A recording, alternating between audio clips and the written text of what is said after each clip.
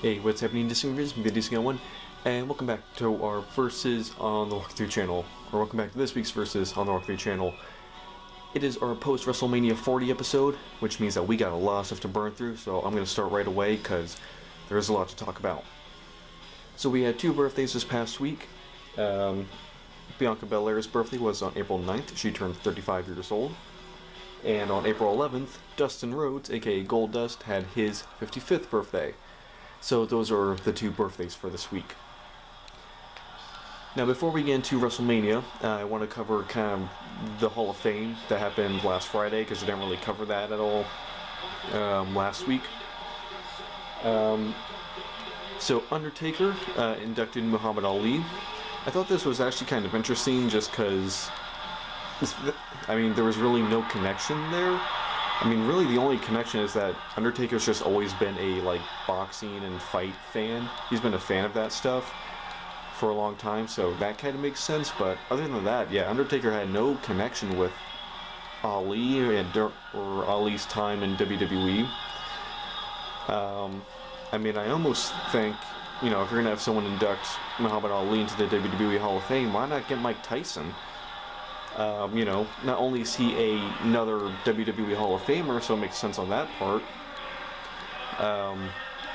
but, you know, if there's anything to do with, you know, honoring Muhammad Ali, I'm sure Tyson would be more than down to do it. So I thought it was just a little odd having, you know, Undertaker do it, but, you know what, not complaining.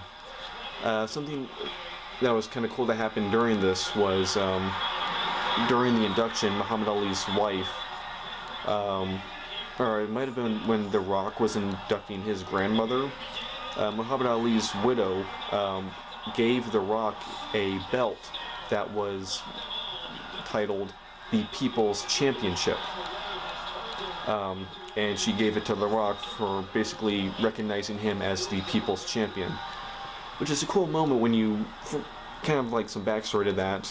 I don't remember if they addressed this or not, but Muhammad Ali was, if he wasn't the person who came up with it, he was the first person to make it famous. He called himself the People's Champion, which, you know, The Rock then started using that title when he became, you know, a pro wrestler in the late 90s. So, and there was a little bit of kind of, I don't want to say contention with him using that title, but, you know, with The Rock making like millions off of that title, it should be noted that Muhammad Ali is the one who first came up with that title, or at least made it famous. And The Rock has even mentioned in interviews for the past like 20 years that he did, you know, he is aware that Muhammad Ali used that title, and that was actually the inspiration for him using it. So it was cool to see Ali's wife kind of like officially pass that title on to The Rock.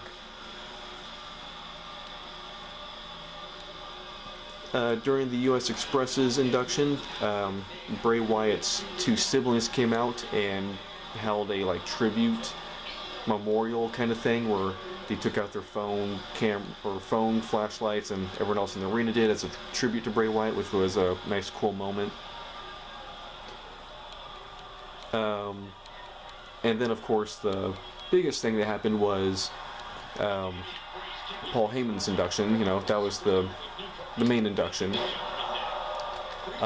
He was, of course, inducted by Roman Reigns, which that's when I can easily say that there was some contention with that happening. A lot of people feel like, you know, Reigns wasn't the best person to induct him, but I mean, he was really all they had left at this point. I mean, I'm sure the ideal person to induct him would have been Brock, but, you know, that wasn't going to happen. And then, you know, after that, the next person who made the most sense would have been Vince, which, again, you know, that's not going to happen. So after, you know, those two are out of contention, then you're thinking, okay, why not an ECW guy? And that, you know, there were more than plenty of a few ECW guys who could have done it.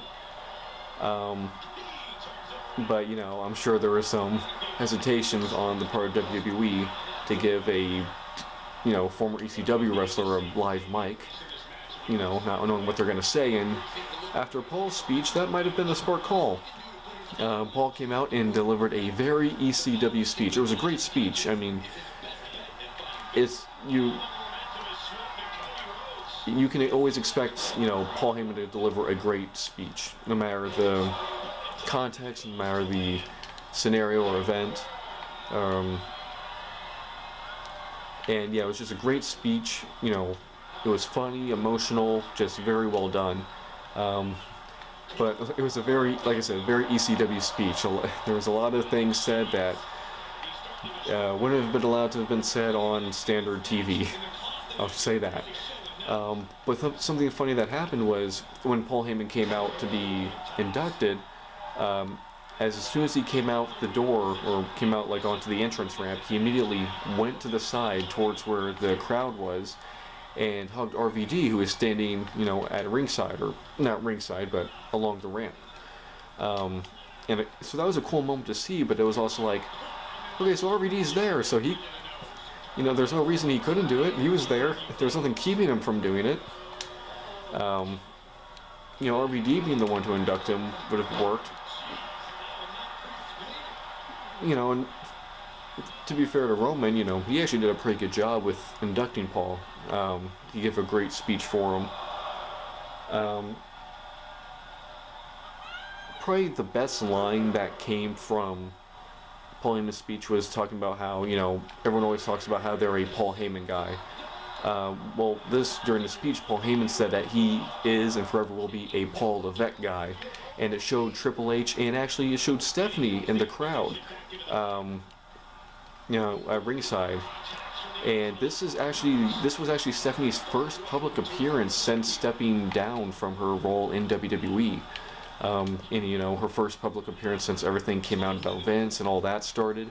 So we haven't seen her, she hasn't made a public appearance on TV or really anything, in months since she stepped down. So it's been a while since we've seen her.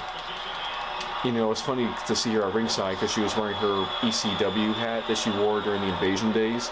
It was all just very nice. It was very all sentimental, and it was just a great night. A lot of great speeches, a lot of great moments from Paul. Great moments from people at ringside, just great all around. And now we get into the big one, WrestleMania. And before we get into this, I just want to talk about, what's to come afterwards. This has been confirmed to be the biggest WrestleMania of all time in terms of overall attendance, revenue, the gate, views, like pay-per-view / premium live event views, like social media posts, everything. Just, it's the biggest one by far. Nothing else comes close. He can't find me, can he?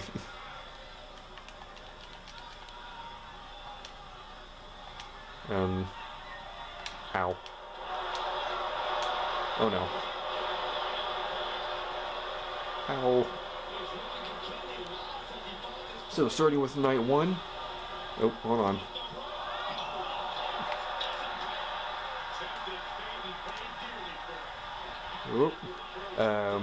Rey Mysterio and Andrade Cien Almas beat Santos Escobar and Dominic Mysterio. Jade Cargill, Bianca Belair, and Naomi beat Kairi Sane, Asuka, and Dakota Kai.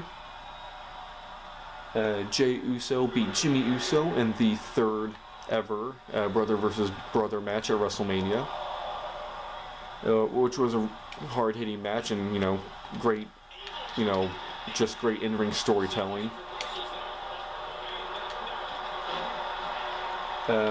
Then you had the tag team title ladder matches, and something that I forgot about this is that there were actually basically two matches here. So the Raw tag titles and the SmackDown tag titles were hung up separately, and if you grabbed one, that was basically just the end of half the match. Then someone else had to climb up, or the same team then had to go up and get the other tag titles. So the match ended with with Grayson Waller and Austin Theory winning the SmackDown tag team titles, and then R-Truth and Miz winning the Raw tag team titles, which, that was a great reaction from the crowd when, R-Truth got the titles. Because I think this is like the first real title that R-Truth has now held in 10 years. and the crowd just went nuts for it. So it was great to see that. Sami Zayn beat Gunther to break his record-setting title reign as Intercontinental Champion and become the new Intercontinental Champion. And just a great match, and again, the crowd went nuts. Rhea Ripley beat Becky Lynch to retain the World Women's Championship, or the Women's World Title, which I think was the right call to make, have Rhea retain against Lynch. Rhea's still, she's not done yet. Lynch, I feel like, has had her moment. I'm sure she'll get another title reign sometime in the future, although maybe not, but we'll get to that. Maybe not in the near future, at least.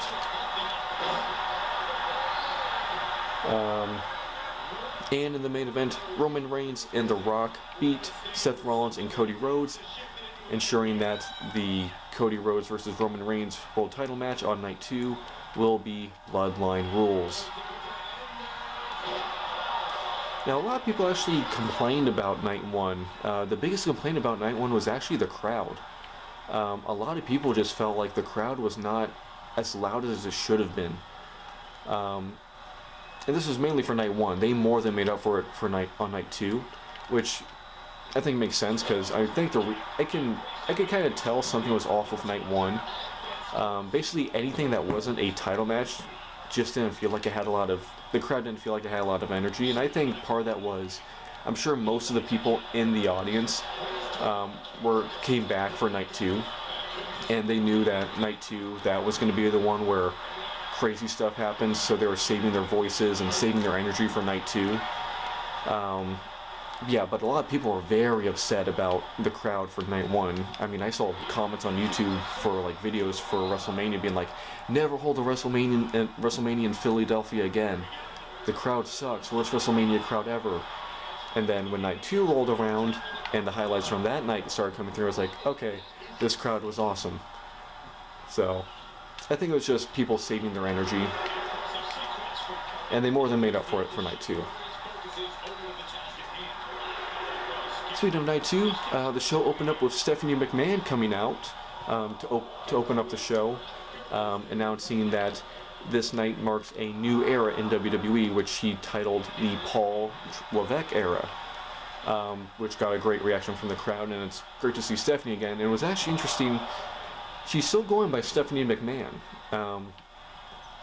When the video of her in the ring introducing was, posted to YouTube, they titled it Stephanie McMahon introduces WrestleMania Night 2. So she's still going by McMahon, which I thought was interesting, because a lot of people thought that they were trying to distance, WWE was trying to distance themselves from that name just in general.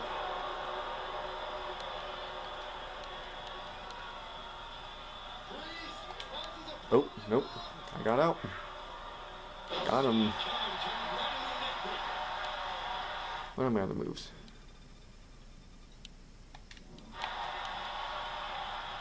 Alright, let's see if I can do this. Nope. Alright, let's see this. Got it. Nailed it.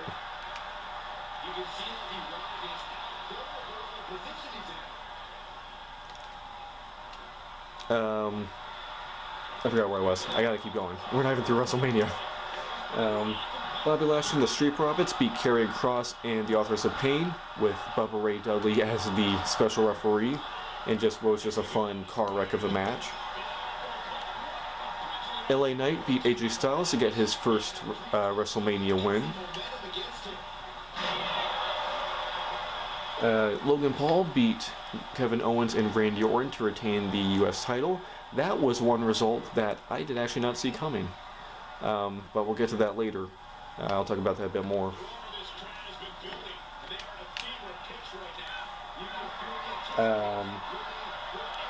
Bayley beat Io Sky to become the new WWE Women's Champion. Drew McIntyre beat Seth Rollins in order to become the new World Heavyweight Champion. finally Drew gets that moment. He gets to win the title in front of a crowd. And then as he's celebrating his win, CM Punk takes him out at the announce table and beats him down, allowing Damian Priest to run out, cash in his Money in the Bank briefcase, and beat Drew McIntyre to become the new World Heavyweight Champion. It's like, man, Drew cannot catch a break. I mean, the match itself was great between Seth and Drew. And it was great to see, Drew get the win in front of a crowd, and the crowd went nuts for it. And then, I mean, come on. First, he wins the world title in front of no crowd at WrestleMania last year. Or not last year, but this was, probably 4 years ago now? Yeah, 4 years ago. Wow, Drew won the WWE Championship 4 years ago and hasn't held it since. Or has he? I don't remember. And actually, now that I think about it, I think he lost the WWE Championship before the crowds came back. If I'm not mistaken, right? Like, he loses it to Miz. And then Miz loses it or something. It's like, yeah, I think Drew won and lost the WWE Championship all without a crowd. So at least he got to do it in front of a crowd this year. But it's like, oh man, poor guy. I mean, I'm sure this is going to lead to now a feud either with Punk. I mean, obviously with Punk. But it'll be interesting to see which title Drew then goes after. If he continues staying in the World Heavyweight Championship picture, or if he goes after Cody Rhodes. It'll be interesting to see what they do with that. But man, that was, I mean, come on, they couldn't just wait till like SummerSlam or something to let Priest cash in and beat him. I mean, I don't have a problem with Priest beating him and becoming,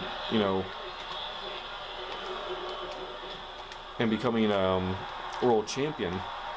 Which, by doing so, Priest has become the first Puerto Rican world champion since Pedro Morales in the 70s. So that was something that was a long time in the making right there. But man, they couldn't just wait for it till SummerSlam. I mean, I guess it kind of makes sense because WWE actually recently announced that the draft is coming up, and now that Judgment Day has lost the tag titles, now the only gold that they have is singles titles. People are already assuming that Judgment Day is going to break up soon, and probably it's going to happen during the draft.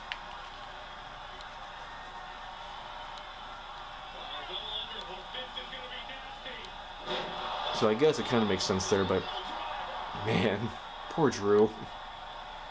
That might have been the one misstep with this WrestleMania, at least with this night. And then we get to the main event. Cody Rhodes versus Roman Reigns for the undisputed Universal Championship and Bloodline rules. And I've seen several comments on stuff, talking about this match and just this event since, saying that this whole main event was basically WWE's Endgame. Like, this was their version of Avengers Endgame. And I think that is actually a very appropriate description of just this whole match, but more specifically the last 5 minutes of it. Because, Cody and Roman are just beating on each other. And, it's Bloodline rules, so of course the Bloodline comes out, Jimmy, Solo, and eventually The Rock. And then as soon as they come out, all hell breaks loose. Jey Uso comes out to take out Jimmy. John Cena came out, making a surprise appearance, which, everyone called that Cena was going to show up at some point. He comes out to take out Solo Sikoa, only to then be taken out by The Rock after a great stare down between the two of them. And then as The Rock is beating up on Cody Rhodes, gong, the lights go out, and The Undertaker appears in the ring and drops The Rock with a choke slam before the lights go out again, and he's gone. Undertaker just shows up, performs the most literal hit and run in wrestling, and is gone. I mean, when that gong hit, the crowd went nuts. Because, everyone was expecting Stone Cold. Everyone was predicting Stone Cold to show up, and apparently that was actually the plan for a little bit. It came out that WWE actually did contact Steve Austin about being involved at WrestleMania, and either it didn't work out or plans fell through. Either Austin refused. Something happened where it didn't happen. So, if that's true, Undertaker is more than a worthy replacement and more than a fitting replacement. And I think it actually worked better with Undertaker being the one to come out because no one was expecting it. I mean, I think the fans were conditioned to expect, or they weren't conditioned by WWE, but, you know, just through speculation, they were already, like, prepared for Cena and Austin to come out. They were not prepared for Undertaker to come out. So when that happened, the fans were legitimately shocked. And it was just a great reaction. And then we get to the closing moments of the match where Seth Rollins and Cody are both laid out in the ring. Reigns is the only one standing, and he's holding a steel chair. He looks over at Cody, ready to, you know, beat the crap out of him with a chair. But then he turns and sees Seth getting to his knees. Seth, by the way, who's wearing full Shield gear, getting to his knees. Roman looks at him in the Shield gear, looks down at the chair, and then they do a recreation of Seth's betrayal of the Shield 10 years earlier. In just a great visual storytelling moment. Reigns, instead of going after Cody, goes after Seth, getting payback for his betrayal 10 years in the making. And after doing that, he then goes over to Cody, who has by this point had enough time to recover. He hits Roman with 3 crossroads and pins him to become the new WWE champion. And the crowd loses it. Samantha Irving is like on the verge of tears as she announces Cody as the winner. I mean, it is just a great moment. I mean, everything in that match, but like I said, mostly that last just 5 minutes was just pure chaos and organized chaos in the best way. I mean, they just pulled out all the stops. You know, the Bloodline versus, you know, everyone. They basically got everyone who had feuded with the Bloodline this past year in this match. And then they get the Undertaker to come in, lay out the Rock, and then they basically conclude the Shield storyline, you know, by having Reigns attack Seth in the same way that Seth attacked him in order to break up the Shield. I mean, and then by doing that, Roman, instead of Roman going after Cody, he goes after Seth, which allows Cody to, you know, to win Reigns, to win the match and beat Reigns. There was just so many levels of story here, and it all culminated, and everything got resolved, and it just worked perfectly. And, you know, when people were complaining about the fans on night 1, that was all went away on night 2. I mean, the fans went nuts when Cody won. And the final moments were, they basically got everyone who had feuded with the Bloodline over the past 4 years. So they got, you know, you got Cody, you got Seth Rollins, LA Knight, Randy Orton, Sami Zayn, John Cena,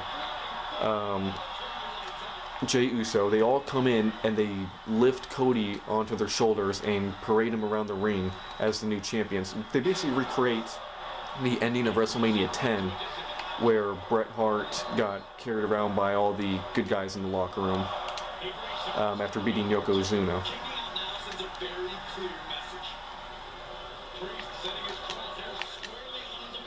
Yeah, maybe don't taunt.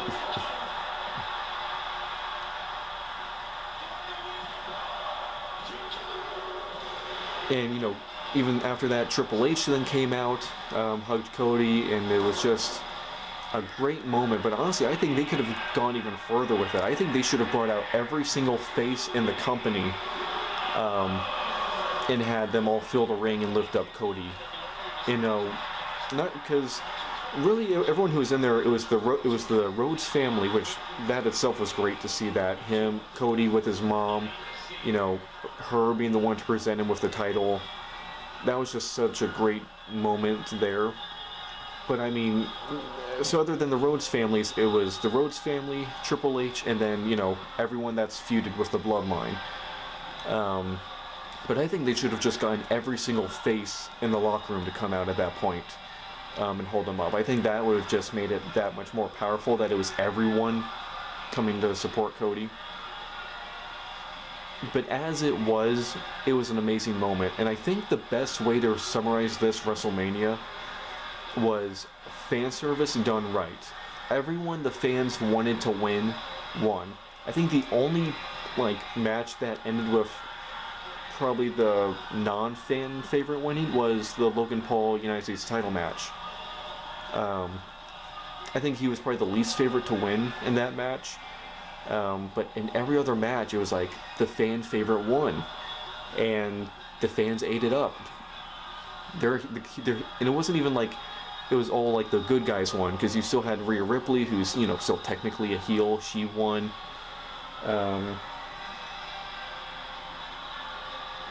But everyone was just happy and pleased with this WrestleMania and the results.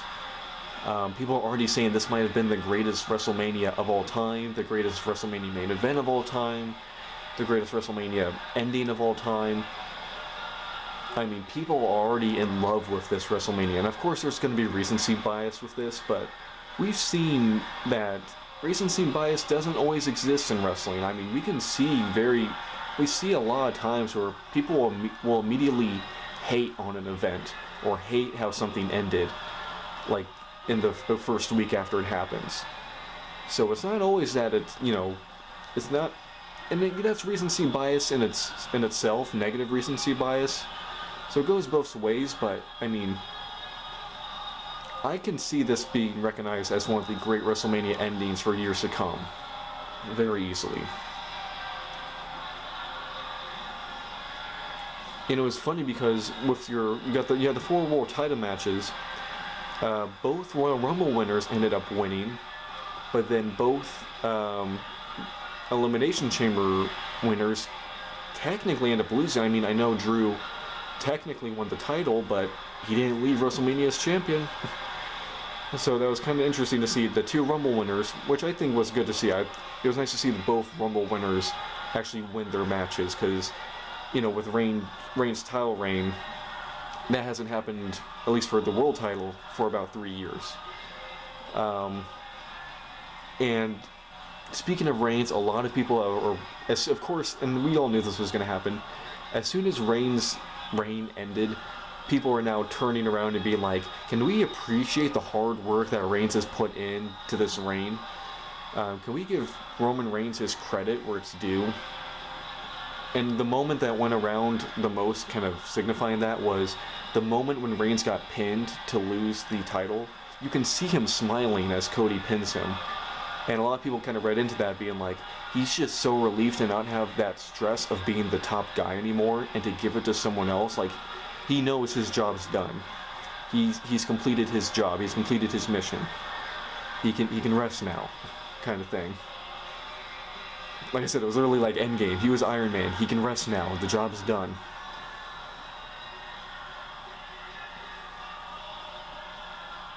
So that was WrestleMania, and I'm sure there were some other things I meant to mention. Speaking of Becky Lynch, I mentioned this earlier with Becky Lynch potentially not winning back a title in the near future. So it recently came out that both Becky Lynch and Seth Rollins are planning on taking an extended amount of time off.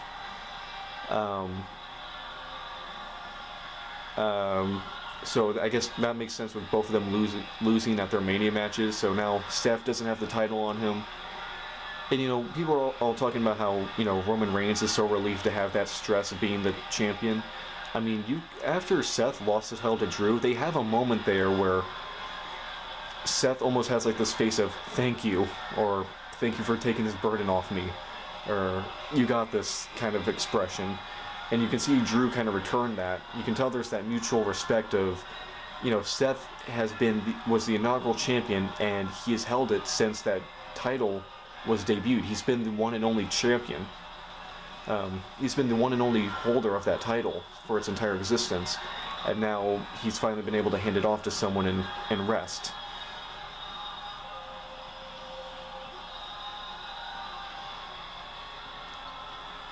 So, moving on to Raw. both Raw and SmackDown were kind of light on matches, which is understandable. This is more just kind of most of the shows were kind of like a recap and, kind of resetting now. WrestleMania's over. We can now completely reset, start new storylines and all that. So Raw began with Triple H bringing out Cody Rhodes and, recognizing him as champion. A tribute video to Cody played, which was really well done. And then The Rock came out, confronted Cody Rhodes, and said that your story with Roman might be over, but ours is just getting started. He then shakes Cody's hand, but during the handshake, he hands him something. It's never made clear what it is he hands him, but apparently it's whatever it is. Cody doesn't like it, or maybe he just doesn't like The Rock coming out and challenging him right away. So it'll be interesting to see if The Rock becomes Cody's first feud, or if this is just kind of a tease of something in the future.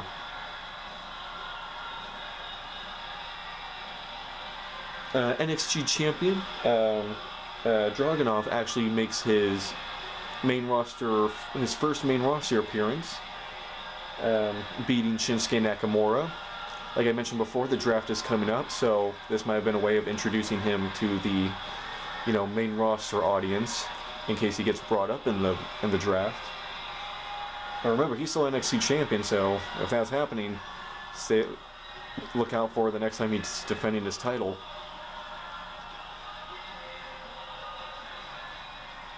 The Miz and R-Truth faced JD McDonough, Finn Balor, and Dominic Mysterio. It was supposed to be a 6-man tag, but Miz and R-Truth's partner didn't show up to start the match. But he showed up halfway through.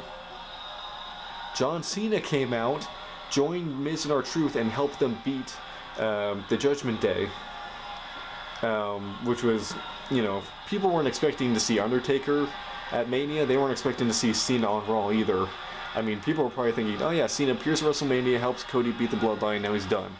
Because Cena says something similar to that. He basically said, because now he's filming, he just announced that he's filming Season 2 of Peacemaker, and said that's basically going to take him out of WWE for basically the rest of the year. He's not going to be able to come back until like late this year, like November, December is when they'll wrap. So he's going to be out of the cycle for a bit. But with this happening, I mean, maybe not so much. Women's NXT champion Roxanne Perez made her main roster appearance. She's made appearances before, so this wasn't like with Dragunov, but so she came out and beat Indy Hartwell. Sami Zayn and Chad Gable teamed up in order to beat Giovanni Vinci and Ludwig Kaiser. Jade Cargill beat Chelsea Green. In the main event, it was a fatal 4-way to determine, I believe, Damian Priest's first challenger for the world title. It was Jey Uso, Drew McIntyre, Bronson Reed, and Ricochet. Right when it looked like Drew McIntyre was about to win and get the title shot, CM Punk once again interfered, costing Drew the match and allowing Jey to get the win and the title shot. So man, they're really pushing this Punk screwing with Drew thing.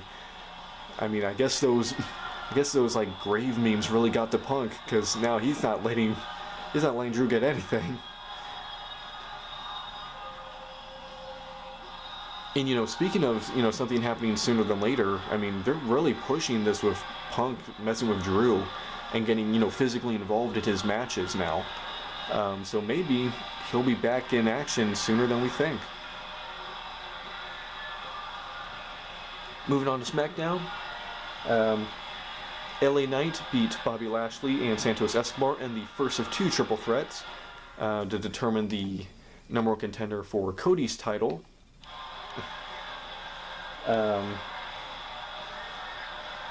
Paul Heyman, Jimmy Uso, and Solo Sikoa came out.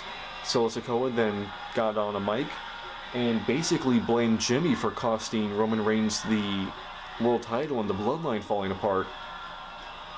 This then led to his other sibling, Tama Tonga, making his debut. The two of them then take out Jimmy, crushing him with a steel chair and then breaking Paul Heyman's phone. Okay.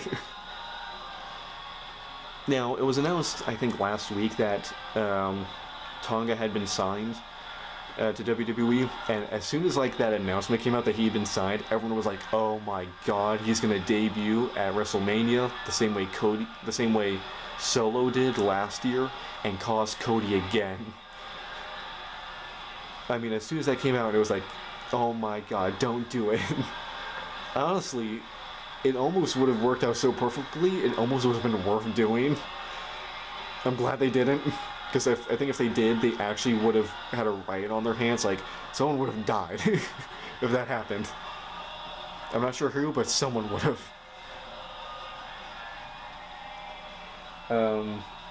So yes, it's interesting to see that, I mean, as soon as Roman Reigns loses and, you know, is gone, Jimmy's already out. And he's already been replaced. Now, will this mean we get Jimmy and Jay together again, or it's probably going to take Jay a while to, you know, trust Jimmy again enough to team up with him. But it's crazy just how quick the switch happened, because now all you've got left in the bloodline is Solo, Tonga, and Paul Heyman. I mean, Reigns is pretty much expected to be out for a good, I mean, at least several months. I don't see him coming back for a while. So it's basically just the three of them now. So it'll be interesting to see, you know, how they survive on their own. Braun Breaker beat Cameron Grimes. Naomi beat Tiffany Stratton. Jade Cargill and Bianca Belair beat Chelsea Green and Piper Niven. And in the main event of the night, AJ Styles beat Rey Mysterio and Kevin Owens in the second triple threat. Meaning that it's now AJ versus LA one more time to determine the number one contender for Cody's title. So, and I believe this is happening at WrestleMania Backlash, which I think they're just calling Backlash now. So, Backlash, LA versus AJ one more time. And that was this past week. Like I said, a lot of stuff to talk about. I'm sure there's some other stuff I missed, but overall, I mean, WrestleMania, like I said, was just fan service done right. The fans went home happy, and the crowd reactions reflected that. And there was just so many just great visual moments and just very powerful emotional moments. And that's really all I got to say about it. It was just pro wrestling done right in terms of storytelling and emotion and fan investment. I mean, that's one way to kick off a new era of WWE. And this does feel like a new era of WWE, with Cody on top. You know, all three members of the Shield are basically gone now. I mean, you know, Ambrose / Moxley, he's in another company. Seth's going to be taking an extended amount of time off, so is Roman. Cena is basically confirmed that he's in the last year of his career. We're officially in a new era where Vince McMahon has no control or say in WWE whatsoever. Like, nothing. This is not his company anymore. This is Triple H's company. And if WrestleMania 40 was a sign of the things to come, I think it's safe to say it's in good hands. But that does it for me. Hope you guys enjoyed this video. I knew this one was going to run long. Hopefully this one doesn't get out too late. Hopefully I can get it out close to the same time as the Lego Batman 3 video, but no promises. Anyway, hope you guys enjoyed. Me, Guy01, and the new WWE Undisputed Universal Champion and face of the company, the American Nightmare, Cody Rhodes, signing out. Bye, guys.